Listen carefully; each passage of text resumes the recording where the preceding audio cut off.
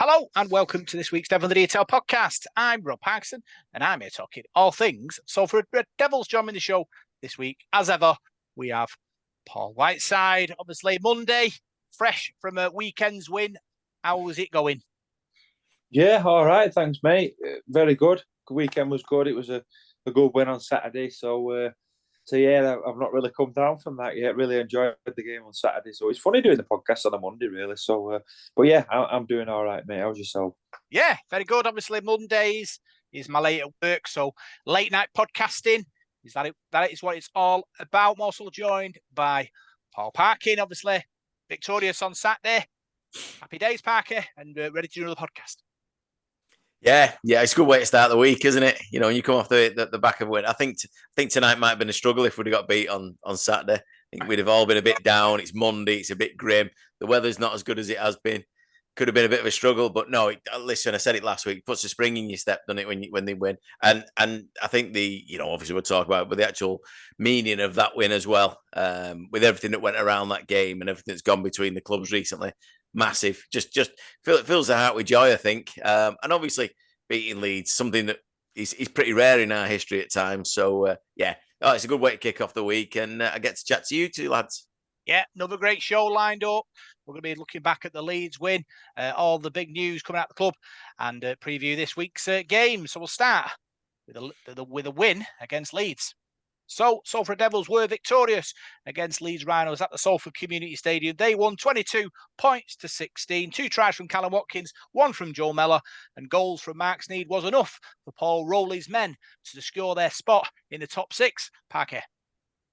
Well, yeah, it certainly was. I mean, I was mentioning there, what a massive game it was, really. I know I listened to Paul's interview with Rolls after the game, and listen, he did have a feel to it. It was for the first time in a long time. I'd been nervous through the week, leading up to the game, because everything that was on it. If we'd have lost, we've just come through a bit of a sticky patch. It was, Leeds were picking up a few wins here and there. Everyone was ranting on about them being, they'll probably end up making the 6. I listened to one of the experts on Sky. I say experts. I use that term very loosely, saying on Thursday night that you've got to fancy Leeds going to Salford. I don't know quite where he gets that idea from when, our own record's tremendous. We were above them in the league. We just had a couple of bad weeks where we looked a bit tired. A great performance on Saturday. Really was. We had to, do it hard coming from behind like we did. A little bit of, I don't know how to describe it really, but it was a tough start to the game. But again, that character this team have got, I said to everybody on Saturday night, these are a special group of men that we've got playing for us. They just don't give up. They really don't. And I think you could see as the game went on, the confidence that we got, and Leeds just seemed to sort of fade into the background. I don't think they could keep up with us. I think we look fitter. I think we look stronger, and we would definitely look more skillful. I mean, if you put the two teams together and you look at the way we moved the ball about, we ran them ragged for certain periods of that game, and Leeds just couldn't hack us. And I think from the half an hour point in the first half, even though we were still behind, I felt really confident that we were going to go in and do it. I just thought we were in control of the game. Yeah, it was, for me, Paul, it was a bit of a nervous situation. Obviously, Leeds Rhinos are a big club. They aren't the Leeds of 10 years ago, so that fear factor's gone. But Parky has said previous in a couple of podcasts, it's all about the fans' mentality and going into these games thinking we can win this game rather than if we play well and Leeds don't, we might. And that's the difference with this team and Paul Rowley. And these players are good enough to beat the likes of Leeds and Sunderland, which is what they did on a weekend. Yeah. Sometimes you have to think what defines a big club, don't you? I mean, if you're a player, I don't think you give a monkeys about that sort of reputations that clubs have. And I think a sportsman doesn't. You just go in and play what you see, don't you? I think that's what this Salford team does. So yeah, I get Leeds have got a bit of history and they get decent home crowds and what have you. But no, I think we approached that game in the right fashion. I think we conceded 12 points when Tim Lafai was in the sin bin. And what pleased me the most was I think Leeds' third try came after 23 minutes. We didn't concede another point then for the next 57 minutes of that match. And that's good going. That really is good defence. We scored some cracking tries. we could have had a couple more as well. So we created a lot of chances, and obviously one was a forward pass, I think, and the McDonald one was disallowed. On another day, that he could have scored there. So I thought we were comfortable. I thought we managed the game really well. I thought Sneedy in that second half, apart from the drop goals, where we made a bit of a mess of that. Really, I thought the composure from the lads. Sneedy kicked that 40-20 over Ash Hanley's head, and you could see Leeds were out on the feet. They ran out of ideas. I thought they ran out of ideas in the first half after they got that third try. They couldn't sit or break us down. I thought our defence was tremendous, and I just thought we were the miles better team in the game. I was really proud of the effort from them because it was a tremendous performance in a big game. I think that's what I said to Paul Roll. It was like a playoff game, and you have to learn how to win those matches. And I was proud of the way that what the players served up. Yeah, great result for Paul Rowley's men. We'll just run through the timeline. Started off with a Tim Laffey sin bin, 3 minutes in. What did you make of it, Parky? Obviously, all the rule changes that have happened this season. Referee judged that he led with his shoulder into the defender's, to the Leeds man's head, and Tim Laffey was sent for 10 minutes. Nothing surprises me anymore, unfortunately. For me, it was a perfectly timed tackle. I don't think he could have got there that split second was perfect. If he'd have got there a second earlier, he's going to tackle him in the air or something, there's something bad happening. He waited, the guy at the floor, he's tackling, he's going, the Leeds player is near the ground when he's hit him. There's not much more you can do. He's only human. He has a split second to do something. He's not purposely going to hurt anyone. And even when you watch the tackle again, wow. I mean, we're talking millimeters here. This is ridiculous. I watched it back and I listened to the commentators, and nobody at that time, when the player was down, was thinking, oh, there's something in this. They all just said, what a great hit. And then all of a sudden the video ref gets involved. And I think Barry Mack made the point on commentary that that's not what the video ref's there for. He was there to adjudge tries, no tries. Now he's interfering with tackling that the referee thinks is okay. It wasn't a malicious tackle. It wasn't a bad tackle in any way. The Leeds player got up, played the ball, played the rest of the game. Not an issue.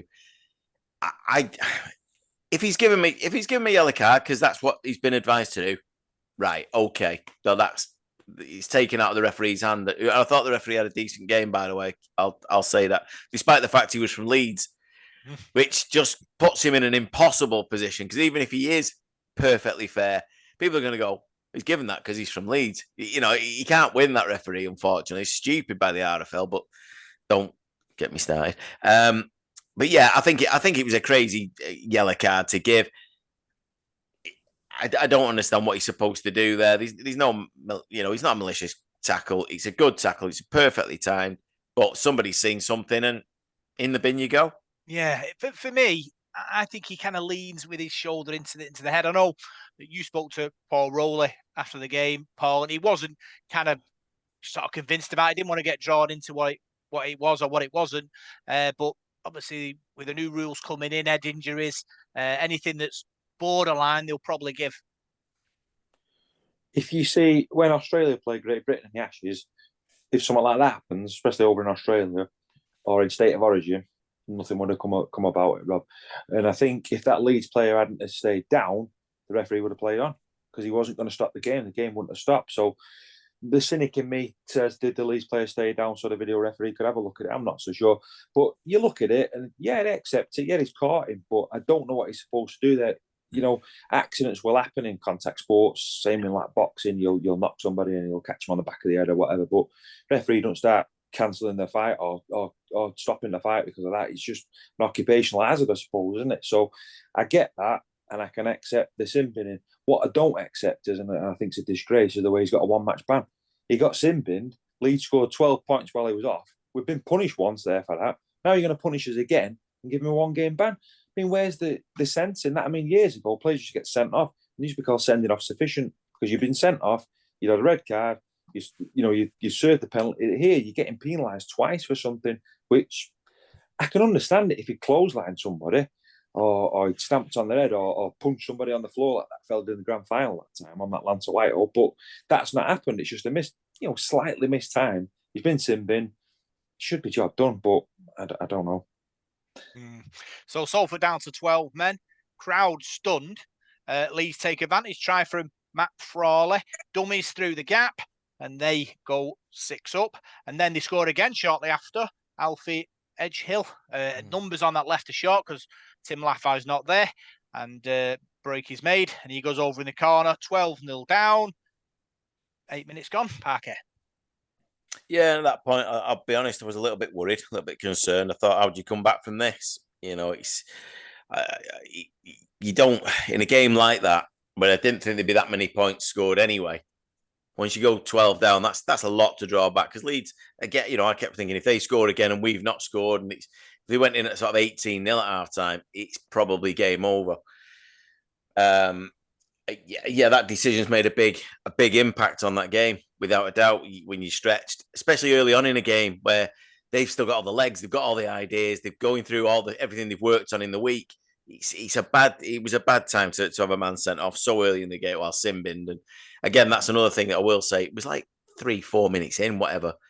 Let's use our common sense a little bit here. Just give them a warning. Be careful. Don't do it again. Especially when later on you see James Bentley and Reece Martin go around taking people's heads off, and neither of them have got a ban. I mean, what on earth is going on?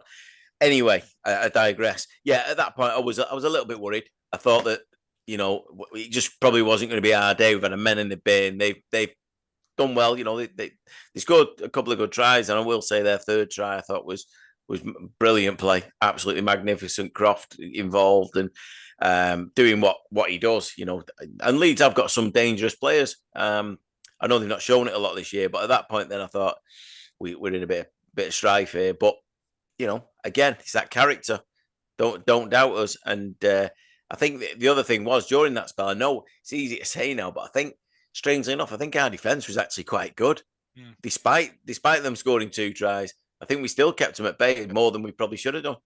Yeah, I agree with that. Obviously, down to 12 men in any sort of game, Paul, it can become a problem. Parky talks about character, and I spoke to Christian Inu about the character last week in the press conference, and another example of what our team is all about, grinding the way through difficult situations. Yeah, you've got to do, and I think we're masters of that, really, aren't we? We're masters of the close game. You look at all the matches we've been involved in this season, and there's not much points in them, really. They're always very, very tight. So it was very, very tight again at the weekend. But yeah, I thought the attitude was really good, and you know, the defence, the desire's there. I think we wanted that game more than Leeds, and you can't coach that. You can't coach that desire and that passion and that will to win. And I think that's something that Leeds haven't got at the moment, and perhaps that's why they're trying to sign every man and his dog from Salford and trying to buy our team spirit, if you like. And you can't just do that. You can't buy it. You can't just buy team spirit and team togetherness. And you know, you're on a losing battle. That's something you've got to make your own for the ethos of your club. So yeah, I was very, very pleased with our effort in the first half and going in at half time. I mean, we've not spoken about the tries yet, but I was quietly confident we'd be back because I thought we should have been level at half time anyway. Yeah. So Tim Laffey comes back on. Reece Martin leaves. Tip tackle by him. Parker, conspiracy theorist in me, thinks referee tries to level it up. Again, for me, it's not even a penalty. For me, I do think that Jaden Nickerham has made a little bit more of it than there was. I said it earlier in the year when King got sent off at London. I thought the London player made a bit of it. I'll say it about our own players. I don't think he's purposely taken a dive, but he's made it a lot easier to go over and make the referee go, hang on here a minute. And I think you could be right on that one. I think, again, for me, just give a penalty. He's put him in the bin for it. He's not malicious. He didn't mean he lifted his leg. I don't know if you lift the leg these days, you're probably going to get penalised. They know better, but still a crazy decision for me. I mean, obviously delighted as a Salford fan, he give it, but I think if that goes against you, I think you're fuming. I really do. But yeah, he's probably the lift that we needed to get back into the game in that way. Not that we were out of it, but in terms of just leveling the playing field a little bit. And I think in our own mind, certainly as a fan, to make me think, actually, it's not all going to go against us here. We've got a say in this game, and the referee's, he's fair and balanced. Yeah. So Salford have a try disallowed straight from the penalty, but don't have to wait too long as Callum Watkins goes over. Lovely assist by Oliver Partington, sends Salford's captain over. Paul, and Salford back in the contest, 6-12. Yeah, we got 2 tries. They were like carbon copies of each other, weren't they? The Partington sort of short ball, and you've got to be in the right place for that. Just in the build up to that, I was saying to my dad, we keep sort of going sideways. You know, with a lot of offloads here, we're not really making much ground. I thought we're a bit more direct against Leeds. I thought this Leeds defence will crumble, and mentioned the directness. Logan Lewis come charging onto the ball, and he's the sort of guy you need. And I thought he set that try up with a real strong carry, and then that opened the gap for Partington to put Watkins over. And Callum Watkins is just class. You get him close to the line, and he's very, very difficult to stop. Yeah, so Salford have momentum. Unfortunately, Leeds hit back. Try from Salford old boy Brodie Croft, inside outside move, and Croft shows us a clean pair of heels, goes over in the corner. And Leeds lead 16-6, Parker. Yeah, like I said before, it was a good try. That well worked. Obviously something they've looked at, and Brodie Croft does that, them inside balls and that kind of thing. We watched him really well through the game, but that was just that one moment. You can't give quality players an inch, and we did, and they got he had the pace to go the rest of the way. I know there's a lot of controversy over his celebration as well. Personally, I said after the game, I don't care. I really don't. He's not my player anymore. He's not my problem. Should he celebrate against his old club? I don't know. If he plays for Salford and he scores against his old club, I don't care. He can do what he wants. Go and dance on their graves. I'm not bothered. You know what I mean? It's just irrelevant to me, that.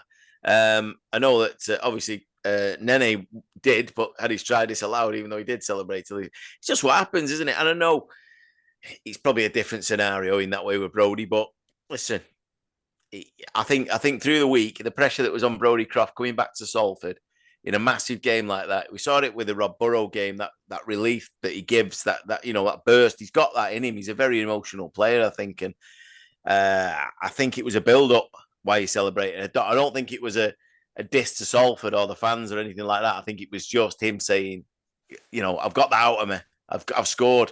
We're in the lead. We've got a chat, 16-6 at that point. We could go on and win this. We're in the shout for the playoffs. Everything that's gone on that week. So I didn't like it, but it's just what happens, isn't it? I wouldn't make a big thing about it. But I thought at that point, that was the other one. That was the point there where I thought that could be the killer. Because again, if Leeds go on and score again, it's just stretching that lead, and we can't keep chasing. So we needed to put a stop to it, but it was good play to get him over the line, to be fair to him. Yeah, I wasn't that bothered either. Obviously, it's a modern day thing, not celebrating against your former clubs. Paul, I don't know what your thoughts on it. You're a bit old school when it comes to things like this, so probably didn't bother you. Don't bother me, mate. Does what he wants. Don't play for Salford anymore. I don't get all that about. Well, people say, Rob, like people still going about Jackson Hastings and that. And he's always once a devil, always a devil. I think that's the biggest load of garbage ever. When a player plays for you, yeah, he's one of you. When he doesn't play for you anymore. He's a professional player. He plays for Leeds. So people need to get this sort of he loves Salford off their head, because he doesn't. People play for clubs. It's a job. They don't sort of support that club. Once you move on from that club, you are 100% Leeds. You're paid by Leeds. You play for Leeds. So he's a passionate, like Pike said, he's a passionate bloke. So I've got nothing against players that do that. I'd be more worried if he didn't celebrate. You'd be thinking, well, what's up with him? He plays for them. You want to see that passion. So you see stuff on Twitter now, and I don't get where people are coming. Like I said, I'm old school. I don't get where people are coming from. People look at everything with a fine-tooth comb, don't they, now? And it's like, oh, what's he doing there? He can't do this. He can't do that. Do what he wants. He's not doing anything wrong. So I'll let you into a little secret. You think you'd gone on Saturday. I was interviewing Paul Rowley. You'd left then. And I was talking to Paul in the corridor because I was doing Joe Millen, and Paul Rowley sort of come over and interrupted that interview. But Brodie Croft was waiting in the doorway to speak to Paul Rowley. There was nobody left in the stadium. I had just us sort of three. And when I finished with Paul, he went over to Brodie Croft, and they were just chatting to each other like they were best mates and just asking each other how they were. And I thought, that's respect. So people don't see that. People on the pitch don't see that. So Brodie Croft is still very respectful to Salford, very respectful to Paul Rowley. So if he wants to celebrate when he scores, I don't mind it at all. Yeah. So if you're listening, Brodie or Jacko, we still love you, just for that 80 minutes though. That's when we don't. So Salford it back. Another try from Callum Watkins. Carbon copy of his first one. Parker, 12-16. Still in the melting pot. Yeah, and by that point, I thought we'd sort of wrestled the game back. I thought we were in control. We were pressing on their line a lot. We were causing them loads of problems. The only thing I was worried about was them getting a breakaway. You know, someone like Ash Hanley or whatever. We've got real pace out there. That was going to. We were having that much ball on their line. You know, I've seen it recently a few times where we've given interceptions and stuff like that. And I thought, just be careful. We don't have to score straight away. Let's just build this, tire them out, work them, and that's. I think I said on. I don't know if I said it on the radio the other day, but I watched the game, and the more I watched it, the more I thought about it. I thought Paul Rowlett has got his tactics absolutely spot on again. What he's done there, I've said it a few times. He loves that way that Saints did it, where they keep you in a game for an hour and then they blow you away. They make you think you're in a game, but all they're doing is working out how to tire you out, make you think, use energy up that you're not going to use. He did that to Leeds again. Because what he did in the first half, Paul mentioned it there about us going side to side. He made their defenders just keep working, just keep stretching them a little bit. Their middles, moving across, moving back, rather than just going straight at them, making life a little bit easier. Make them run a bit, then bring somebody onto it. It was brilliant, and that's shown I thought in the second half. I thought, like we said before, I thought Leeds were out on it. So but no, back to Cal. I mean, any regular listeners know what I think of that guy. Just an unbelievable player, unbelievable. Easily now, you start going about who's the best players you've ever seen and things like that.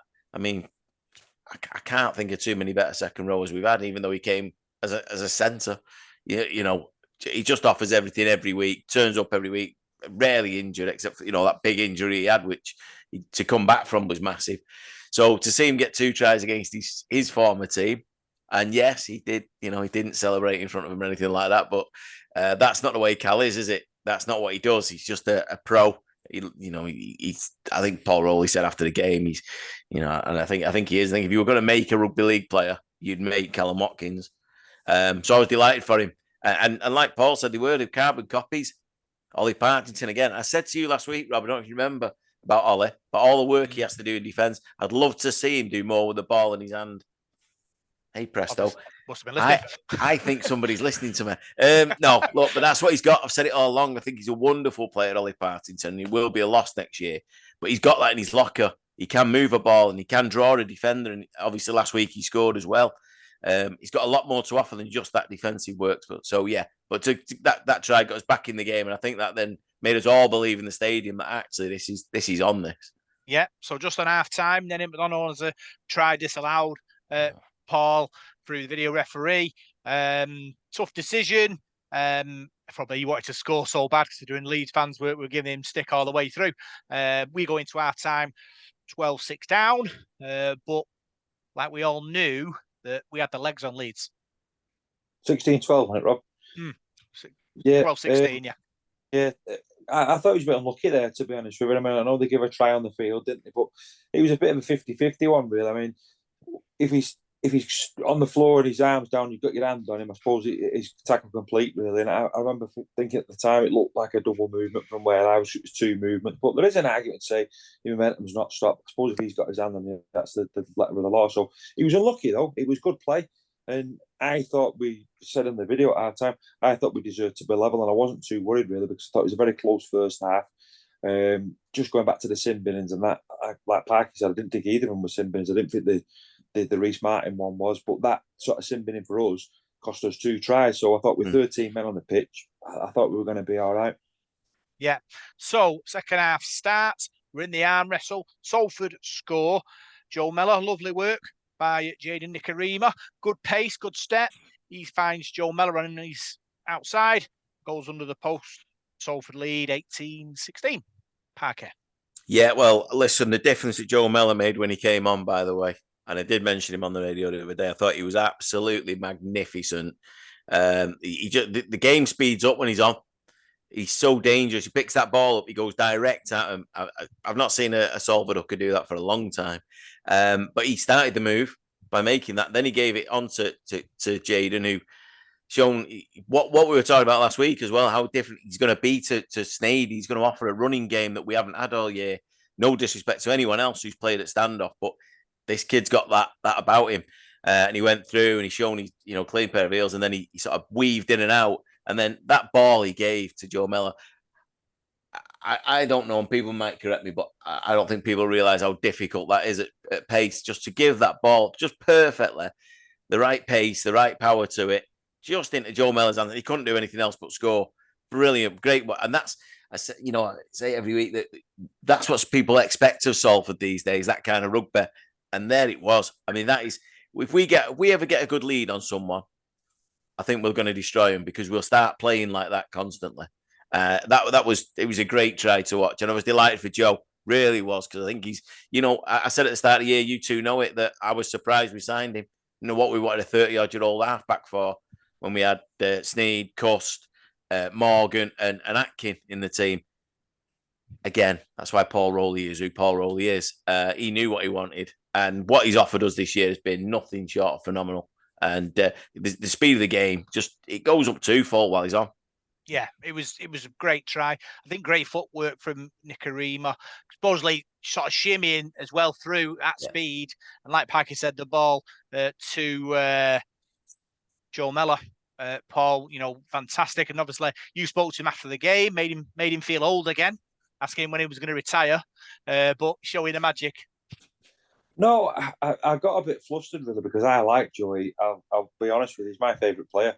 I think he's a really good lad. He's a good professional, and he's a quality bloke as well. He's like Callum Watkins. He's a very down to earth bloke. He reads the game, and I think he's been around a long time now. Very, very experienced player, and he come through a good side at Wigan, didn't he? And I think he'll openly admit that he's an halfback. He's not really an hooker. He's played all his career at halfback, but I think he's carving out a really good name for himself at hooker, because his willingness to work hard and his speed as well. He's 33, as he said, but he still keeps himself fit. He looks after himself. I think he'll be one of those blokes that does his own work, does his own gym work and his own fitness work as well, on top of his training, because he looks like that. So they're the sort of lads that you want in the team, enthusiastic and willing to do extra work. That's what you want, people who are switched on and are good off the field. And I think Paul Rowley's that judges players like that. I don't think you'll find any bad apples at Salford. I think the good blokes that are good off the field, live the lifestyle. And if you want to get to playoffs and get to grand finals, you can have Jake Connors and people like that in your team, but perhaps they don't work as hard off the field, and then you don't get the rewards on the back end of that. So I'm not saying he's a great player, he's a maverick, he's this, that, and the other. I'd rather have 13 blokes in the team who are working hard, are going home from training, having a tea with the missus, having an early night, not boozing. And that's at the end of the season, when you get to playoffs and get to grand finals, then you can put the cue on the rack and chill out. So yeah, and just going back to Nicarima just quickly as well, sorry. I think, I just totally agree with what Parky said about the halfback partnership. I've always been brought up, my dad's always said to me, the perfect halfback partnership is your number 7, your general, and that general needs someone running with him. It's no use having 2 runners and 2 generals. You need the runner and the general. Once you've got them 2, the rest of the team slots into place. Yeah. So Salford in the lead. Penalty by Mark Sneed from a high tackle pushes us another 2 points clear. Parker, and obviously we know what Mark Sneed's all about. When the opportunity comes, he can slot one from 40 metres and just edged us clear again. Well, that kick from the halfway line, basically, I said to the people around me, I went, I'm not sure this is a good idea. They've just gone down a man. And I thought, maybe we could just put it into touch, tap it and go and take them on. And then I thought, I said straight away after it, but if it goes over, it's a brilliant idea. And I don't know why I doubted it. It was every kick he does, he's virtually perfect. And it could have gone another, I think he went about another 20 yards over the bar, didn't it? It just kept going. I think it's someone in the south stand. It was brilliant. And when you've got somebody in like that in your team, you use them. You take every 2 points you can until you're clear. And that, we keep edging away. The one under the post, the one from the halfway line, just keep doing it. Just keep tagging them on. If they're going to give you 2 points, you've got a kicker like Mark Sneed. You take them. You keep edging yourself ahead, get yourself out of trouble, and what it does, you get the ball back, the clock burns down a little bit, and they've got to come back at you and do another set, and nobody wants to keep doing that. They want the ball in hand, but you keep it away from them by taking the 2. Yeah, obviously, Paul, these pressure cooker games, people like Mark Sneed step up and make the difference. And obviously, Paul Rowley talks about letting his players make the decisions, and you've got to trust Mark Sneed when he wants to do kick a goal and keep the scoreboard ticking over. That's what you do. Well, yeah, I mean, if you look at the game, really, it was settled on goal kicking. One, both sides scored 3 tries, and Mark Sneed kicked 5 from 5. So when you've got a goal kicker like that, who's kicking more or less every kick he takes, you're going to win more games than you lose. So it's probably his goal kicking that separated the two sides, really, wasn't it? And I think that's been the feather in the cap what we've had with Mark Sneed for the last couple of years. I mean, we've gone seasons before where we've not really had a goal kicker who's been that reliable, and I think it makes a massive, massive difference, and it lifts everybody else as well. And then the other team has got to start chasing the game. So I remember thinking at the time it might have been better to run that there because we were in front anyway. But I thought, no, another 2 points, it just chips away at them, doesn't it? And their heads sink a bit more. Plus, we were defending well. Yeah. And don't forget the outrageous 40-20 as well. No, we talk about the pinpoint magic from Mark Sneed in his kicking game. That was a superb example of being able to place the ball within half a metre of the line and getting the ball back. Parker. Yeah, I thought when he kicked that 40-20, I thought he'd sliced it completely. I just thought he's got this wrong. What's he doing from there? He's gone the wrong way. Obviously he went to his left foot and he did it. Went to the other side of the park, and I thought, where's he going? And I thought, don't kick to Ash Handler of all the people. He scores every time he plays against us. This must be the first time he hasn't. I don't know what went wrong with him. Must have had a really bad game. And I thought, don't kick to it. And then it just sort of went out, and I thought, like, well, it can't be a 40-20 because that was too simple. And it's just the way he does it. Paul said it, at the start of the season, and he says it a few times. He just plays in a dinner suit, and he just does what he wants. Give me that ball and I'll put it where you want it. And I'll turn this game around and I'll get us back up there. We didn't make the most of the opportunity, by the way. But again, it's just that Leeds going, right, we're getting the ball here now. It's the last tackle. They're going to kick it to us. We're having a crack at them. And they're going, oh, I've got to defend again now. And obviously the sun was out. It was quite a hot day. You don't want to be doing that. So Max needs just I don't know what we can say about him. He is in the best form of his career. And he is, I mean, of all the signings we made, obviously we mentioned Cal, but I don't know, Paul Rowley said that he's most influential, but I don't think you can look much past Mark Sneed, can you, for what he's offered us in the last 3-4 years. It's been, he is the key to anything we're going to do. And if we're going to make the playoffs, which looks fairly likely at the moment, but if you're going to push on further and get to grand finals, you need a player like Mark Sneed in your side. So we have 2 drop goal attempts that we miss. One from Mark Sneed, one from Joe Shorrocks. A look that Mark Sneed gave Joe Shorrocks when he sliced his drop goal attempt. Paul, if looks could kill, we'd have had to dig a little hole for Shorrocks, I think. Yeah, I suppose if it goes over, it's happy days, isn't it? But no, it was a bit of a flapper, to say the least. Mind you, Matt Sneed wasn't much better, was it? His went wide. But just going back to that 40-20 you mentioned there, but if you watch it on the replay, it just makes it look so easy. It's a really big 40-20 as well. And it's really, I suppose it's like I know I use boxing terminology quite a lot, but it's a bit like when a boxer's peppering someone with a jab and peppering him. That 40-20 is like that. It's just like a knife through Leeds against, like, oh God, he's done us again. And you can see their heads going down because nothing's going right for him. It's another sort of set of 6 for us. So he's got that, and he's a craftsman. Mark Sneed's a craftsman. And I think Rowley said it about, I think he said it on one of our interviews when he said about he's just like a young lad that's going playing upfield behind his house, and he plays like that. He's just having a kick about and with his mates. He plays it like he enjoys it, like it's at school or whatever, at playtime, break time or whatever. And he keeps it simple, but simple for him is quality, absolute quality. Yeah. So obviously Leeds pushed late. Big defence from Salford, secured the 2 points, and joyous scenes all around the ground as a game which on paper would have been tough. Parker, Salford secure the points. Yeah, and I think the one thing that won us the game, yeah, we scored, a few decent tries and the goal kicking and everything else, was our defence. I just thought for most of that game, we didn't let Leeds breathe. Every time they ran the ball in 2 or 3 men, and it was stopping them dead. Very rarely did you see the Leeds player making meters, especially post-contact. Our defence was incredible. It really was. Some of them players must have been out on the feet at the end, but look, we deserved the win. We were the better team for most of the game. Of what I say, I watched it back and how we didn't score more, how we didn't put more post more points on them. I don't know. I just thought we were much the better side, but defensively, yeah, it was beautiful to watch. The way that the lads, and obviously with these new rules now, where you've got to keep them down, I think we've got our technique just about perfect.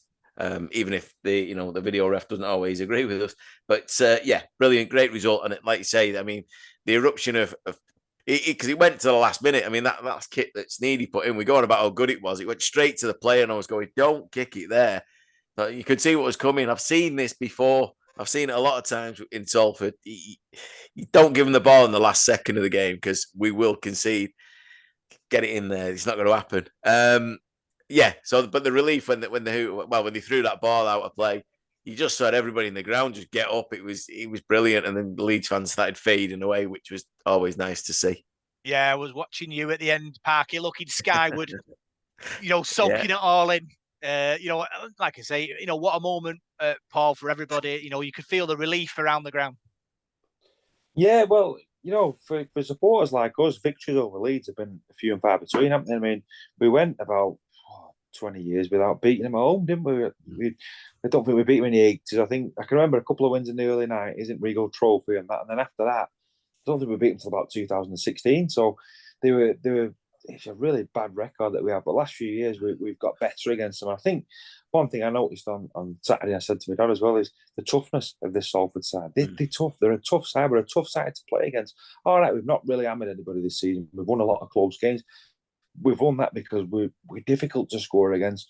We tackle hard, we run hard, and teams must come off the field against us thinking, blimey, they're a tough side to play against. The way they defend and the way they work the socks off for each other. When you've got players like Partington and Shorrocks in the middle there, and they do a lot of that work. Don't they? Sam Stone as well, who looked to me like he's been injured last couple of weeks, but looks like he's been playing through the pain barrier because I think he's been working really hard. So Logan Lewis as well, he needs a mention because I've been delighted with him.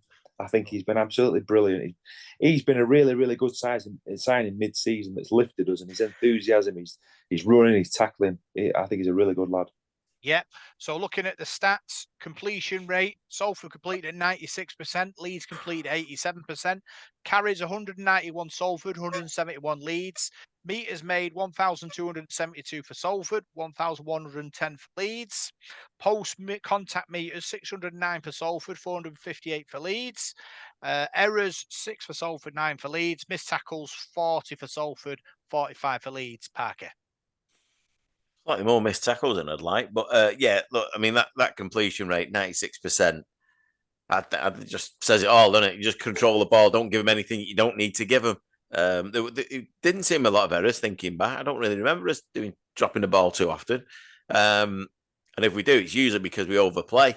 But no, brilliant. I mean, I think them stats made it sound a little bit more even than I thought than I watched. And we say it every week, don't we? Stats can say all sorts of things, but what I actually saw was I thought I'd say we were 40, 50% better than them in all departments. So, but yeah, that completion rate, that'll please Paul Roller, really will. Yeah, top tacklers, Paul. Sam Stone 28, Callum Watkins 31, Oliver Partington 37, Shane Wright 29, Joe Shorrocks 21, and Joe Mellor 30. Yeah, you've got a pack there of people that work the socks off. I don't think there's anybody in that pack that you say, oh, we carry him. There's been players like that in the past where I thought, God, what does he do? He don't do many minutes and that, but everybody does. Everybody puts a shift in, don't they? And Brad Singleton, I think as well. He's been tremendous for us going forward, and players look up to him. He's a very experienced man, very aggressive man as well, and I like having him in the team. But the rest of the lads, as you mentioned, they're workers that graft. Probably not the biggest pack in the world, are they? But they're a pack of real hard workers. And just thinking back to the game, I know Parky said there about the defence being really good. I didn't really feel threatened by Leeds in that second half because I can't really think of a chance that they had a clear-cut chance of scoring. They never really broke through us. I thought we had them at arm's length. I really did. And in a way, I think the scoreline probably flatters Leeds a bit. I think we were a good 10 points better than them in that game. And Parker just said we were 50% better than them. And I think he's right. I thought we were. I thought with a miles better team. And, they could have lost a few players to Simbinins in that second half. I know Bentley went off, but I think it was Reece Martin who chopped Logan Lewis. and that was a lot worse than Laffey's, and a lot worse than what he got sin bin for in the first half. So, just going back to the Miller one where Laffey got sin bin, why didn't he have to go off for an HIA if it's contact with the head? So, these are other things we're supposed to say for another day, but no, I thought that the pack worked their socks off, and the pack's what won us the game. Yeah.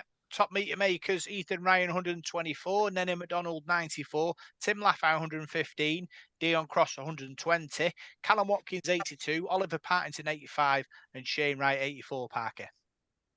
Yeah, well, I mentioned Ethan Ryan as well at the weekend. I think he's been brilliant this year, bringing that ball out. He runs straight and hard every time. There's no trying to skip round people or anything like that. He'll just try and go through you. They all did really good minutes the other day. That was the other thing that I noticed, that players weren't just dropping on and off. I've got to mention Bullock as well, by the way. Mm-hmm. Bringing Bullock in has been a master stroke, really. I think he's added so much to our pack. He's such a, he's a big guy. He takes some stopping. And I noticed him the other day that even when it got to that point where I thought he probably needs dragging off, he was still getting stuck in. And you've got to appreciate that. I think Paul Rowley will, that because we haven't got the biggest pack, and we had, we had Joe Mellor, but we had Hankinson on the bench. So we didn't have what you'd normally go with, sort of 3 forwards on the bench. So they had to do a bit more. So I just wanted to give him a bit of credit. But yeah, look, the meter's made there again. It's usual sort of suspects, but Ollie Partington in both again, Callum Watkins in both again, defending and attacking. I don't know how they don't weigh about 3 stone each, the amount of work to get through. Yeah. Big thanks for your 3-word man of the matches. Luke O.D., Salford Reds are rising. Watkins, Colin Wilson, onwards and upwards. Watkins, Joe Langdon, another home win. Joe Mellor, David Deakin, massive 2 points. Joe Mellor, Richard Martin, professional second half. Joe Mellor, Paul Whiteside's mate, Roy Ellaby, we ate Leeds. Callum Watkins, Colin Reynolds, big win. Callum Watkins, Liz Wright, nerves a shot. Callum Watkins, OSF, full of belief. Watkins, Mark showed some grit. Dion Cross, Anita, 2 more points. Mellor, Paul Carney, Mellor or Partington? Mellor. Miss Time, winners are grinners. Watkins, Andy C, where's your crowd? Yeah, bit of a disappointment, but obviously, like we say, we had the same problem last week. Summer holidays on TV, but I think it's about sending a message. As long as you keep winning, people know Salford are playing well and there's half a chance of them going. Paul. It's not a 3-word match report, though, is it? No, it's not. Crowd. And you don't get 2 points for the crowd. No, so Leeds get 16,000 at home and brought about 400. So doesn't really matter. Does it really matter? I mean, we take probably 33% of our home support away from home. What's Leeds brought there? 400 at 16,000. Don't bother me, mate. Winners are grinners, as that lady said. Winners are grinners. Or gentlemen, whoever said it. Natalie Taylor, proper statement made. Man of the match, Chank. 2 kicks he dropped on. Yeah. Oh, Hankinson. Yeah. I said, I said, it's a moment. Mellor. Chris Gaffey, ground it out. Watkins. Andy C, excellent second half. Mellor. And George Whitlow, bye Leeds. Watkins. So everyone's happy, Parker.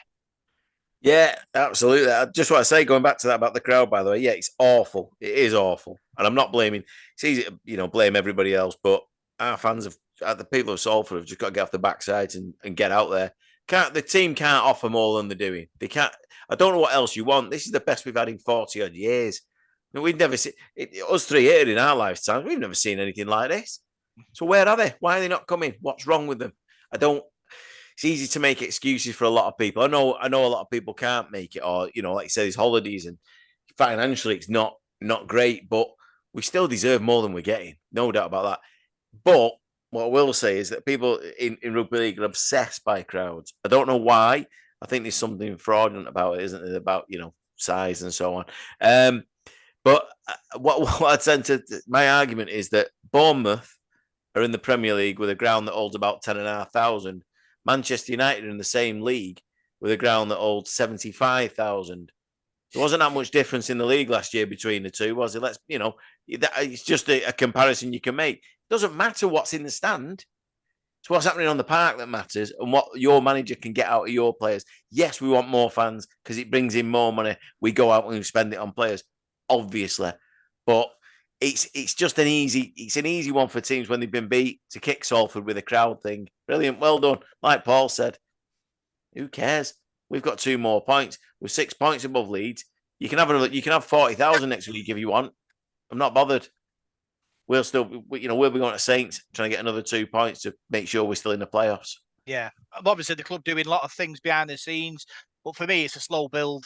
But we'll see more success, more winning. We get consistent. People outside the bubble notice, and then we'll see how it plays out. Let's move on to our wheelchair team. Paul, victorious again, beat Widnes 28 points to 0. 2 tries from Dave Abel, 1 from our friend of the show, Dan Robinson. Dave Abel kicked 2 goals as well. So that's 2 on the spin for the wheelchairs.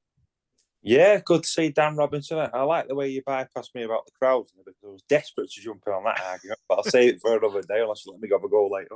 Yeah. But yeah, I thought it was great. It was good to see that. And like you said, 2 wins on the spin as well. But no, good to see Dan. Remember him on the podcast and don't see much of him now, to be honest. But no, really, really chuffed there for a good result.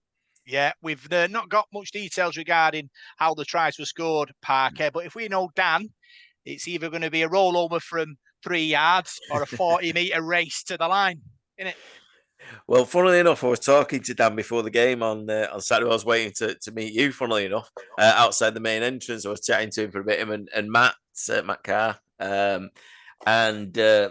He said, and Heather came over as well and said, you're going to come down and watch us because it was at Eccles College. And I said, oh yeah, I'll speak to Rob about it. And I didn't, I forgot, but go down and do a Devil in the Detail special while we were there. Fortunately, I didn't wake early enough on Sunday morning to get down there, which is a bit crazy. But yeah, we've got to get down and watch him. We've got to. We can't keep banging the drum for him and then not even bother turning up. That's not good enough, is it? That's a poor show certainly from myself. I let myself down this week and my family. Dan was dead enthusiastic. I know his other half, Donna, she played as well, which is great. People are just getting involved now, and it looks. I mean, it does look loads of fun, doesn't it? Let's be honest, it does. I mean, it's a bit too physical, but yeah, great win again, and that's what I said. People get a bit sort of myth and think about winning and things like that. It's not about. At the moment, it's not about that. We're not in a professional league. It's about having fun with it and growing the wheelchair game and hopefully getting more people who are actually physically disabled and need the chair to get involved in it and be part of it, because that's what this club's about now. So yeah, brilliant, great to see him winning, obviously, but just the taking part at this level is fantastic, and I can't, I say it every week. I'm proud of them. They put on our shirt, they wear our badge, and they represent our club. Yeah, let's move on to our ladies. They were in action. A tough away game to Oulton. Went down to defeat, though, 30 points to 14. Parky, we talked last week, didn't we, about it was a tough place to go. Unfortunately, not able to get the 2 points to secure that playoff spot. Yeah, as it's Monday, we've not seen any highlights yet, have we, of anything? But I was following it online, and I was pretty disappointed, to be honest. I thought we were enough to beat them, but I thought we'd certainly push them a bit closer than we did. I know Oulton have got, they've had good players for a few years, and they do tend to, should we say, borrow players from elsewhere, from other clubs who are perhaps a lot better than where we're at. I don't know if that's the case this time. Like I say, I'm just sort of hazarding a guess that probably is the case, but it's derailed us a little bit. Our race for the playoffs and everything. I don't know what it's done to the league table because I've not seen that yet, but it's disappointing. And I know the girls will be hurting from that because they've been in great form recently. Again, like we said, 1 try in the last 2 games conceded before the weekend, and it looked like things were on the up. But I don't know. I don't know what happened. Don't know the conditions of the game. I don't know who played. But one thing I did notice, and I don't know whether it was me misreading it, that we only actually had 17 players. We didn't even have an 18th person this week. Really? Now, I don't know if that was just the team sheet, the way it looked, but I didn't say a name. So whether we were short of players again is, could be a bit of a problem. But yeah, I mean, it'll all come out, and I'm sure later in the week we'll get to watch it. and discuss it further. But disappointing, but that's what happens. It's a tough league they're in. They've got some good teams around them. It was an away game against a team that's challenging. We've lost. We've just got to get back to it. Yeah. Oulton scored first, try from Thompson, burst the line after 3 minutes, scored again after 20 minutes, and then someone called Oxbury went 90 metres to make it 16-0 after half an hour. Salford did hit back with a try from Emily Bagley, burst the line to score to make it 16-6 at half time, Paul. But obviously, it's a tough place, Oulton, and obviously, when you're trailing by 10, it's a bit of a mountain. It is a bit of a mountain, isn't it, in the second half to come back from. And like Parky said, sounds like they've got a good side there if they're borrowing players and things like that. So it's going to be tough, isn't it? You're behind the 8 ball, aren't you? 10 points behind. So, yeah, a tough day at the office, I think, by the sounds of it. And, I think there's been some good progress made over the last couple of weeks. So there's still plenty of time to go in the season, isn't there? Yeah, so Salford got it back to 2010. Alex Simpson crashed over, and then Linda Egan scored. Lovely pass from Sophie Morris, sent her over. 2014 Arke, 25 minutes to go. We were starting to climb the mountain. Unfortunately, error from kickoff. Oulton scored and then scored late to score the victory. Obviously, Mike Grady probably would have been a bit frustrated, obviously climbing that mountain and then obviously falling away at the end. Yeah, I think the thing is when you've gone that far behind as well in a game, you're chasing it, you're chasing hard, you're running at full power all the time. And once something like that error does happen, it knocks the stuffing straight out you again. You like you say, you're sort of going uphill against it. And I suppose part of the problem, you've got to start the game better. And that's what I was thinking, with the men's team, when we went, 12-0 down, you're thinking this is trouble because now we've got to fight to get back into the game and then fight to get ahead and fight to stay ahead. You're always going to be up against it. And maybe the girls just didn't have enough. But obviously, there was a fight back, but it's tough when it's like that. And it only takes one error and they scored again. That lead stretches out again and he's lifting it again. And with only, 20 minutes to go or less than that, there just isn't enough time really. But hopefully, they'll learn from that because we'll probably end up, if we do make the playoffs, which I'm sure we will, but we could end up playing them. So hopefully we've learned a bit off them, and we've sort of learned who to watch, who their players are, and if they are available for the playoffs, depending on who they do play for, we'll be in a better position. Yeah, so Leigh are top with 26 points. Sheffield Eagles are second with 20 points. We're third with 16. Dewsbury Moor are fourth with 15, and Oulton are fifth with 14. So obviously 4 go into the playoffs, Paul, so it's all in the mix. Yeah, it certainly is, but it just shows how tough the league is. We're going away from home to someone who's fifth and they turn you over. So it's a difficult league. I think that there's not a lot in it. I think it's pretty competitive, that league. I know Leigh are a decent side, aren't they? But yeah, it comes down to the playoffs. It's one-off games, isn't it? Knockout football. It's just getting there, I think. Once you get there, it's like the men's side. If you can get in there, it's a bit of a lottery then, isn't it? It's all on the day. So you're just going to make sure they get into the playoffs and then I'm sure it'll look after itself. Yeah, the final 3 fixtures of the season, Parker, Sheffield Eagles at home, Dewsbury Moor away, and then they finish with Castleford at home. So two big games. Sheffield and Dewsbury Moor, could cement ourselves in the playoffs.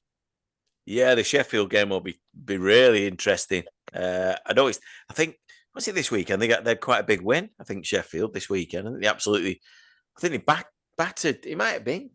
I can't remember. It might have been Cass or someone, but they put a big score on somebody. I think. And although I think Leigh won again by a huge amount this way. I think he scored like 90 points or something crazy.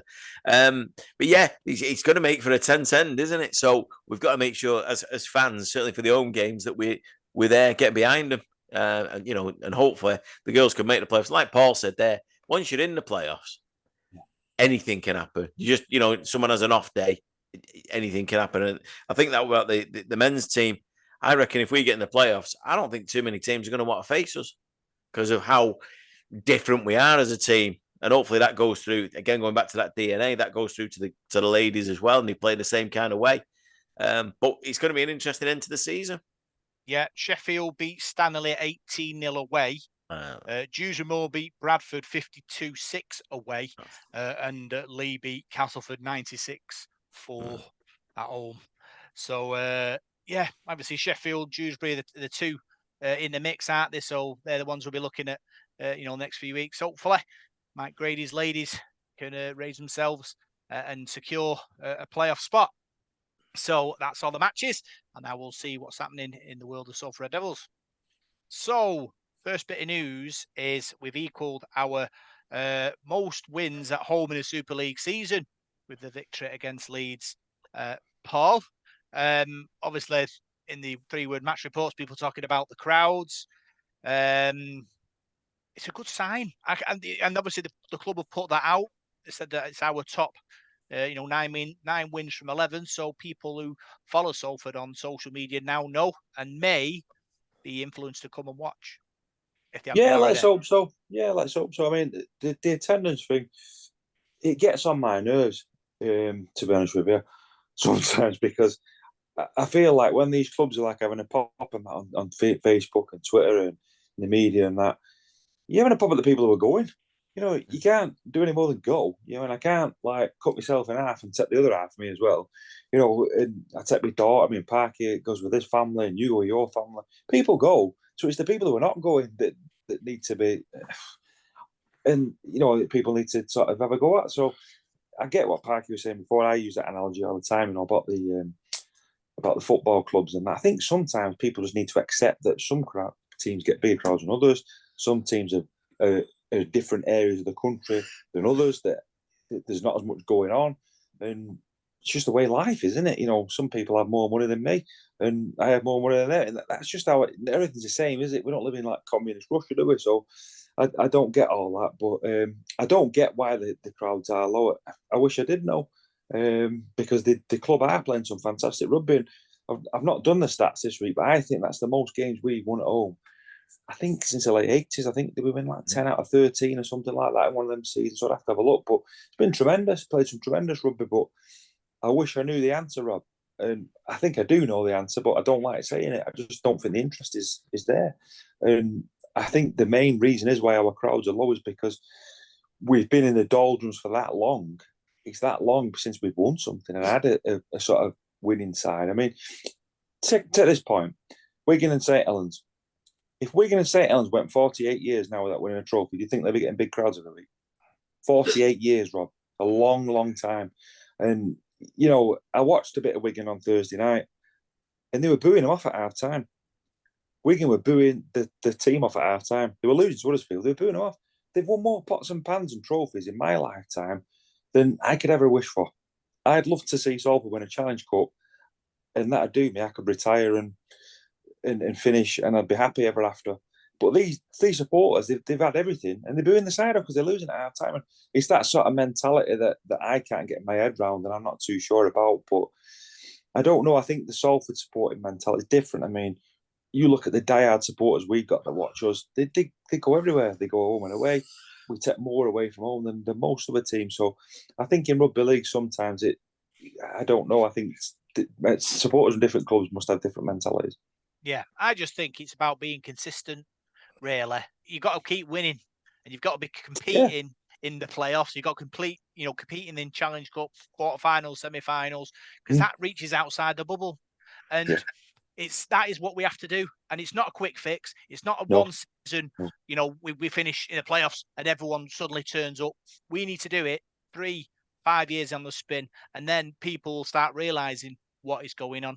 Parky, and that what kind of frustrates me, because I go into press conferences a lot, and they talk to Christian Inu, they talk to Paul Rowley, and some journalists ask Paul Rowley and Christian Inu, how can Salford build their crowd? And he's the coach. He's not in charge of building crowds. He's in charge of building the team. But it's about building a team that's consistently winning, and I think at the moment it looks like we are going to do that, and it's a good sign that Chris Ninu has signed up for 5 years. So he's in it for the long haul. And hopefully he'll be part of this coaching setup that can take the club forward and go on this journey of consistency and of success. And we'll see where that takes us, Parker. Yeah, well, I had a rant last week then about it. I don't think the club perhaps do enough in that department. I understand the limitations to what they can do, but like Paul's just said there, we're talking generations of people not seeing our success.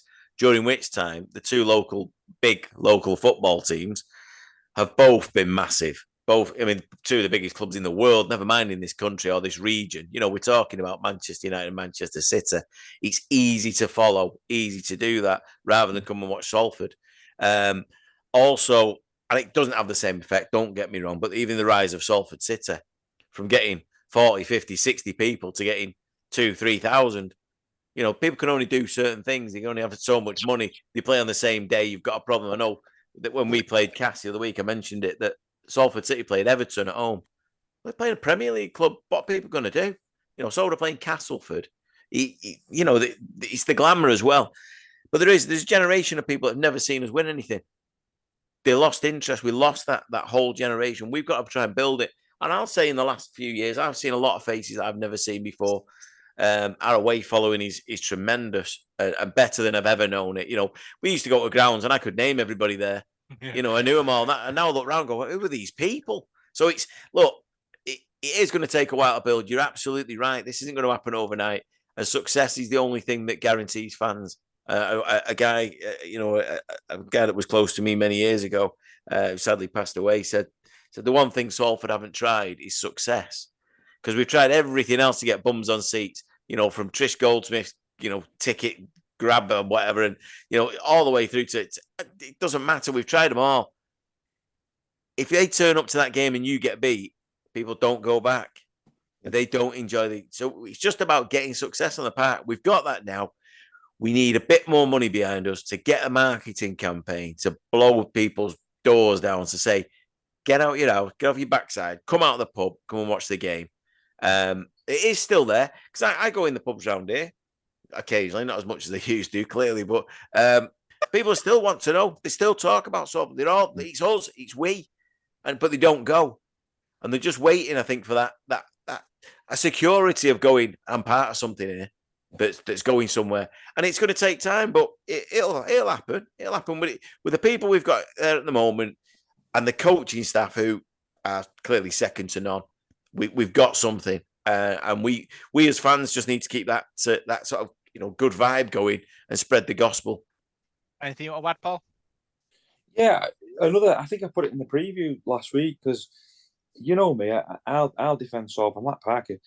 No one else is allowed to slag them off. We can, because we put the effort in and we go and we get behind them as loyal supporters, and the other people that go to the matches, the sort of 3,000-4,000 hardcore or whatever we've got, we're allowed to, because we've invested in it and we've worked hard. We've been at these away games and we've got stuck in that. But what I don't like is people from other clubs chipping their oar in when they've not earned it, if you like. And one thing that, I mean, the 48-year thing from 76 is a long time, but I think the Wembley thing as well, we've never had that day out at Wembley like Warrington have had, like Ulster have had. Nearly every side in the Super League has had a trip to Wembley. They've had that build-up in the week. They've sold loads of shirts. It's been a big carnival atmosphere. We got there, it was COVID. And then we got to a grand final, and we were just about to build on that. And then a global pandemic struck, and we couldn't build on that because everything got locked down. So I think in a way we've been a bit unlucky, really. So we've sort of, it's been a real famine, hasn't it, for the supporters? We've had like the odd thing here and there, a couple of Lancashire Cup finals that we got beaten. Like Parky said, I think people are waiting for us to finally, get something. I mean, people these days in 2024 want to be part of winning teams, don't they? People aren't as daft as what they were when we started going. You went because your dad took you, and you just went because you loved it. I don't think people are like that anymore. The mentality of people's different now. I think people like to be. They like to go to a comfy stadium, don't they, and be entertained and have a band and all that carry on. Doesn't bother me at all. Don't bother you two. We were quite happy collecting programs and stickers and things like that. But life's changed. I mean, I don't like the fact I'm old school. I mean, I like it the way it was. But my wife says to me all the time, Paul, you're living in the 90s. You need to come in. And I don't want to. I want to stay in the past. And I will do for as long as I can. But that's how it is. I think we do need to win something. We get that Wembley trip. You sell on them. Look at Lee. Look what Lee have done. They got to Wembley. And they were doing all right, but since they got to that cup final last year and won that Challenge Cup, they won it. They didn't just get there and get beat. We got there in 2020 behind closed doors. We got beat. We lost. We should have won. We should have lamped Leeds that day. We had a better side, but we didn't. We blew it. And for me as a kid growing up, Rob, we always blew it on the big occasions. I can remember loads of games where we got to semi-finals and got beat. Sheffield days, we lost. And if you think back, they're the sort of games that people remember. You know, they remember even the grand final. We lost. We didn't win. So I think we desperately need to get that Wembley trip. We desperately need to win something, and just let's celebrate the good people we've got, because the people who go are brilliant. But for me, the club's in transition from that to where we are now. £1 million miracle, grand final, playoffs. Yeah. You know, it's a process, and that's where we are, Parky. And I do believe we'll get there, and we've got the coaching staff in place. We've got people behind the scenes in the right areas, the right people. Like Paul said, it just needs that spark. I need that, maybe that cup win or a grand final win, which sets it on fire. Well, we proved it in the grand final, the numbers we took there, the semi final that we've played in, and the one that we played in the Challenge Cup, Wigan at Warrington, and things like that. Even the playoff at Huddersfield the other year, and then we went to Saints. They're there. The numbers are there. People that will turn up. The trouble is these days, and we all know this, everything's instant, and everybody wants it instantly. We're coming from a long, long way back. A long way back. Yes, we were in the Super League, but we were a long way behind the big clubs. Let's not forget that. We were probably 10 years behind them, and we've caught them up in 2 or 3.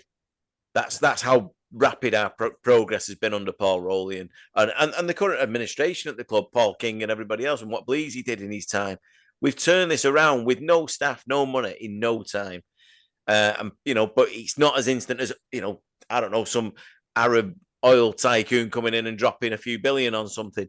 Doesn't work like that in rugby league. That's not the way it is. So people just got to have a little bit of patience. It will happen. It will. If we keep hold of Paul Rowley, which is the big key for me, this club is going somewhere, and people will get back on board.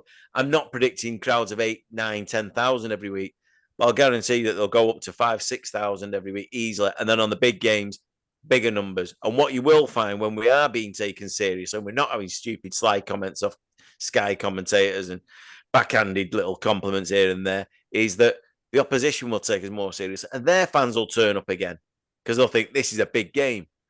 You'll get 2,000-3,000 travelling from other clubs just to come and watch it because they know it's a big match.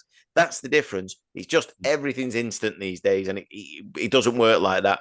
But what we've done is nothing short of a miracle. Yeah. So obviously we're looking for inspiration and bigger and better things to come. Talking about transfers now.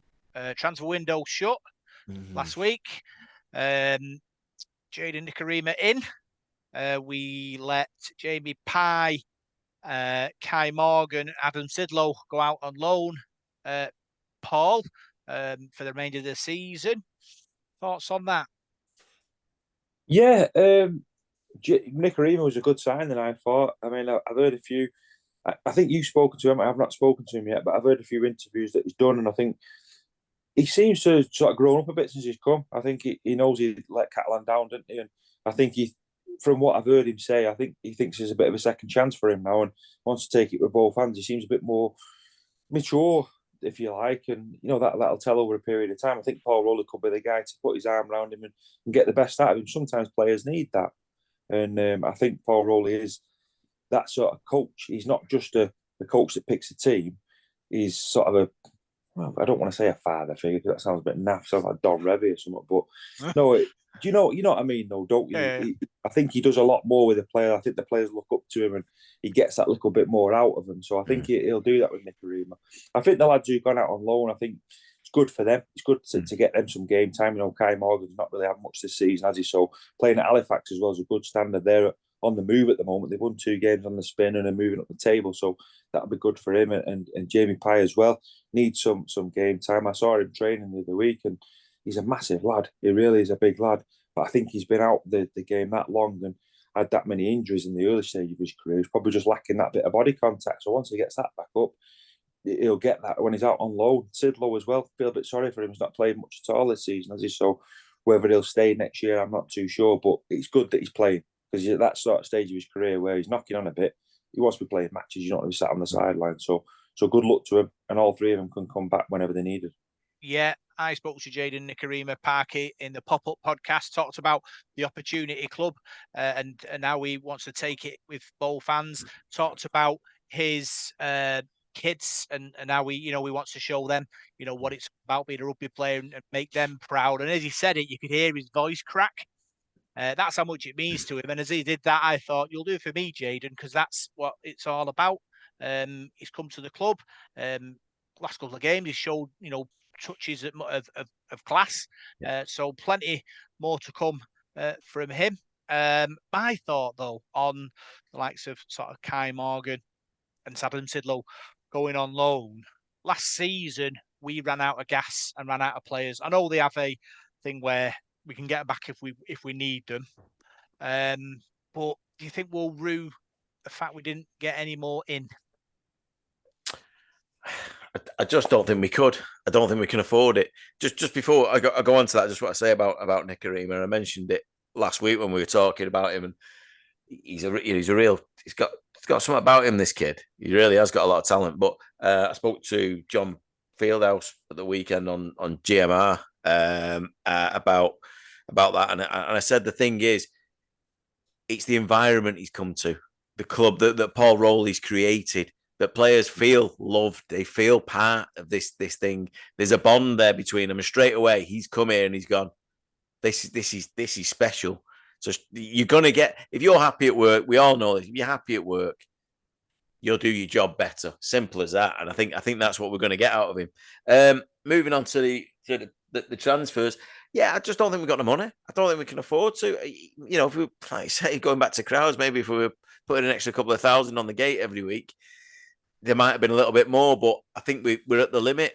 The good thing is about getting these lads out now is to get them fit, because once this rule, kicks in that the players have played too many minutes and we have to start rotating players, hopefully by then we'll be securing the playoffs. But they can come in and do a bit, because Mark Sneed's going to need a rest. Mark Sneed cannot play every game. He's not allowed to. So we're going to get Kai Morgan back maybe to come in and play a few. Pye to come in for one of the forwards. Cal Watkins, who's played virtually every week, I think. Stone and Wright have done a low parting. They've all been there all the way through the season. So we need them fit, match fit, ready to go when we need to call on them. So I think it's good to get him out there. Like you say, the experience. I feel for Kai, because every time I've watched him in the reserves, he's been a real standout player. I think he's a great young kid. I know he's just signed a new deal with us, so that's great news. But he's I think he'll get a chance before the end of the season. We have still got Cade Cust to come back, Atkins to come in the team, so we can rotate a little bit.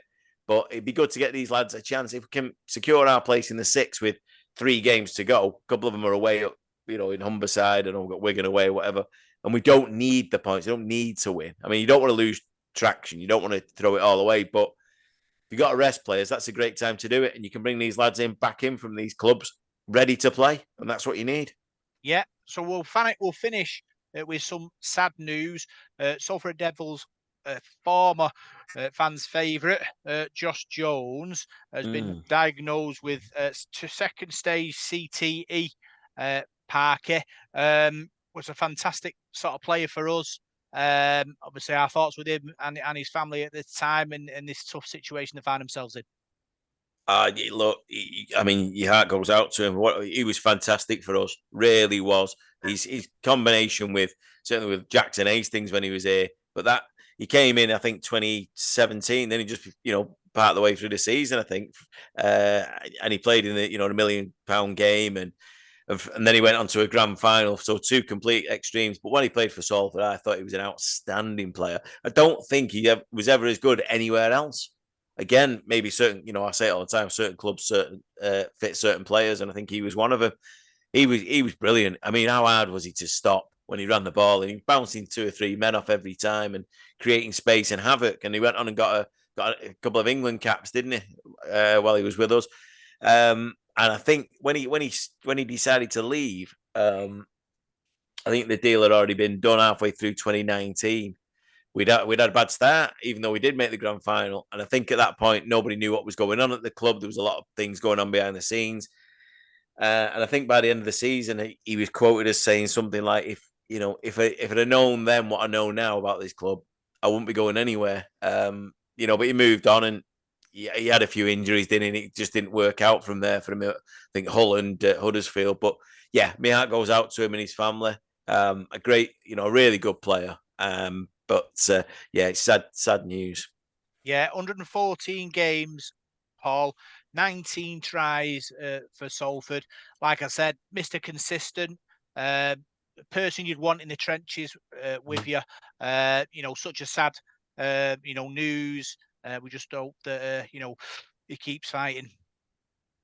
Yeah, it was really sad news. I didn't realise he played 114 games. Was ever that's a real amount of games. And yeah, like you said, he was always a lovely bloke to speak to as well, wasn't he? And always had a lot of time for you and quality player as well. I remember when we signed him, and I can remember him playing for St Helens, and I thought it was a real coup for us when we got him at the time. And it was a shame to lose him to Hull. And yeah, it didn't really work out for him. As Parky said, he had quite a lot of problems with injuries at Hull and Huddersfield. I think he did retire. It was last season, wasn't it, when he hardly played last year for Huddersfield. So yeah, really sad. And probably got a young family as well. And it's tough for them, isn't it? Things like that, because he's no age, is he? Really, he's not even 35. I don't think, is he? So, no, wishing him all the best, and I just hope I'm not saying recover. I don't know what recovery is and things like that. I'm not too sure about that sort of illness, but just hope he can cope with it and get better.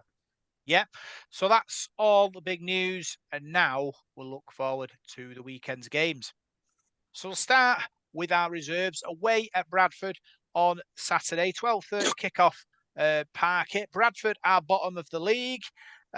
We're pushing for a top 7 spot. We've got a game in hand as well, so opportunity for Stuart's men to get a win and climb that table. Yeah, it'd be difficult though, because like we just said, we let a couple of players go out on loan. So again, it's like I said to you last week, it's this disruption to the team every week that you don't have a constant play. You don't know who, especially with Kai Morgan being, your halfback. It's very difficult to just keep messing the team about, playing different patterns. They've got a week to get to know each other. But the progress this team's made this year has been brilliant. If they can finish in the top 7, wow. That's they've been thrown together again. A lot of them are just young kids. So yeah, it's going to be a tough test though. I know Bradford are bottom, but at the same point, you go in there. They're going to play at Oulton. We all know that's a bit of a graveyard anyway. It can be a nightmare. So but I think the lads should go there with confidence. They have been playing well recently, but it's just filling them gaps from a couple of lads that are missing. And again, we don't know. Obviously, it's Monday. We don't know how the first team squad's going to line up this week. Whether we've lost, obviously, we think Timmy Laffey will be missing. So somebody's going to have to come back into the squad. So it's another player, whether it be Wilson or whatever, who might have played for reserves, who now won't play for reserves. He'll have to come in. It's very, very difficult at the moment for him. But yeah, it'd be interesting to see how they do. It's going to be a test.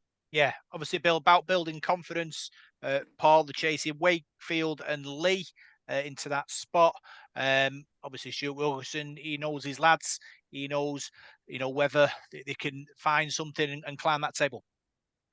Yeah, certainly. And, we've got players probably hovering around the first team at the moment that are not playing. Maybe Cade Cuss, would he drop down into reserve? Chris Atkin, I'm not too sure. I suppose a lot of it depends on what side Paul Rowley goes with this week and who he pushes in, because like Park said, Tim Laffey is going to be out, so there's going to be changes there. And will Amy Burrow come back in? I'm not too sure, so we'll have to see what happens. But whatever happens, I think the reserves have been great this season. I've caught a bit of their matches. I was talking to Alex Davidson actually last week.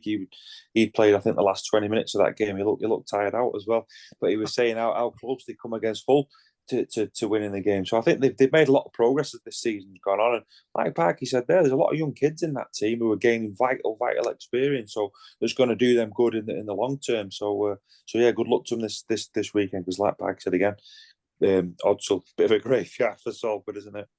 Yeah, wheelchair team are away at Rochdale. Parky, obviously, 2 wins on the spin, going there confident.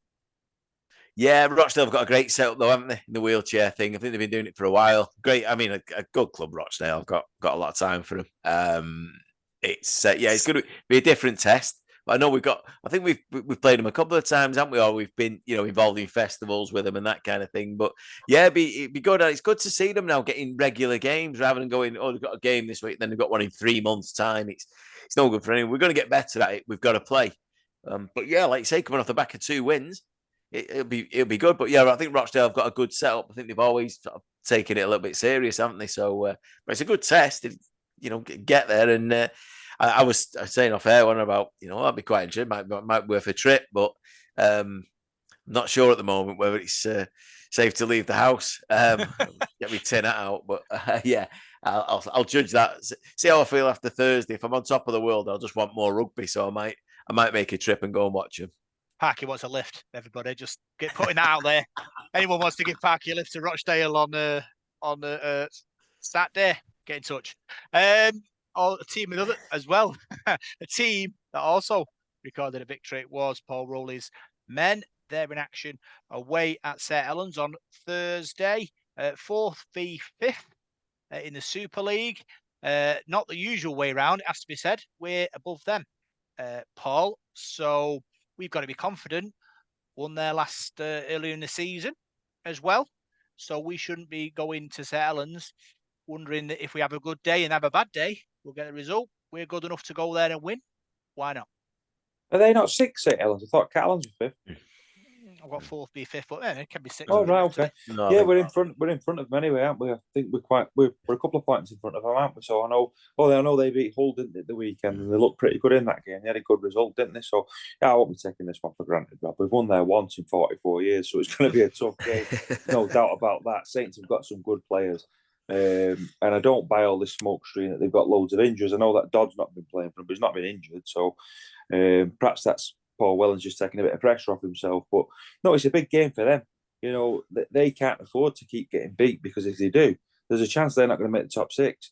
So you've got Lee, who are playing, we're recording this Monday. I know Lee are playing Tuesday night, aren't they? So they're playing Wigan. So that's their game in hand. If they win that, I think they'd go above St Helens or be like 1 point behind or something. So they're chasing now. I think in the Super League now you've got 8 teams and 6 places up for grabs, haven't you? I think anything after Lee and Leeds, them teams are out of it really now. So you've got Lee who are on a real good run of form. So St Helens are going to take this serious, aren't they? They're going to win their own games, aren't they? So this is going to be a really difficult game for us. But the way we're playing at the moment, I don't see why not. I think we've got a really, really good chance in this game. We've just got to, go there and not play the occasion. And I don't think we do that under Paul Rowley anymore. We don't get worrying about past results. I think we just go there and play our own game and express ourselves, don't we? So I'm looking forward to this. I think every time we've played St Helens under Paul Rowley, it's been a really exciting game. You look at the away games, I think 19-12, 14-10, we got beat. There's been some really close games, haven't there? We won that close game in this season. So there's only ever been sort of one score in it for the last few times. And God, how many times have we been lamped at St Helens over the years? So we're catching them up, we're getting better. And that's something you guys said before. And I think Parker made a fantastic point of the night, really, for me, was the distance we've come in the short space of time. He's bang on. We were 10, 15, 20 years behind those other clubs when we first come into Super League, and sort of the late 90s, early 2000s. And we caught that up. And now we're going to these grounds where I can remember as a kid thinking, God, I'm never going to see Salford win at Wigan. I'm never going to see us win at Leeds or St Helens. Now we're going to these grounds and competing and getting better and better. And that's all you can ask, really. And not going to that game Thursday night excited. Thoughts, Parker? Yeah, look, I think the thing is with Saints at the moment, they're up and down. They did beat Hull convincingly, but from what I've heard, I've not seen the game. I've got it recorded, so I might watch it. Hull were dreadful. So let's not read too much into it. They haven't got Wellesby, I don't think. They won't have Lomax. Dodd's not been playing. They have got players missing. They've still got a really good team. Let's not, that some of their reserve players and academy players are fantastic. We know this. This is St Helens. They've been going through a rough patch, but they'll be really competitive. But I'm going there full of confidence. I mean, maybe if you'd have asked me after the Huddersfield game, I'd have gone, this the last thing we need, going there. But yeah, we did win there early in the year, and we did beat them at home, but they're gone. They're gone. We forget them. Them games have, they're in the history books, and fantastic it was to do a double over Saints. Doing a treble, well, I think I may explode if that happens, but I don't see why not. I genuinely don't. I know we're probably going to miss Timmy Lafayette, who makes a massive difference. Again, on Saturday, you just saw that the chaos he causes, he's brilliant. You know, he's just a pain in the backside. But we've got to be dead. We've got to be confident. And again, like I say, Paul's just said it there. We don't turn up. Our team don't turn up at grounds now going to St Helens. We got Headingley. They don't think like that. They just think it's another game. It's another 17 blokes that they've got to go and beat, and that's what they're going to try and do. And I'll be honest, I don't think I've ever said this going there, but I actually quite fancy us. It's a rarity, it really is. I don't think I've ever thought we'd go to Saints and win. I just think there's something about us at the moment, this grittiness, this determination that even if we go behind, we're not beaten. The amount of times I've seen Salford go 6, 10, 12 behind, and straight away I thought, this isn't for us. This is going to end up 40 or 50, and it did. Doesn't happen. And I'm not saying we can't have an off day. We can. We had one at Huddersfield. We were awful, but generally this is a completely different team with a different mindset. I just hope everybody, obviously, other than Tim, has come through the game and we've got the right team to pick from. But I think, man for man, I think at the moment, looking at the Saints players that are missing, we're equally as good as them, and if not better. And Paul's just said it there about Saints. They've got to be careful. And Catalan got beat off London at the weekend, and I think they're in 6th.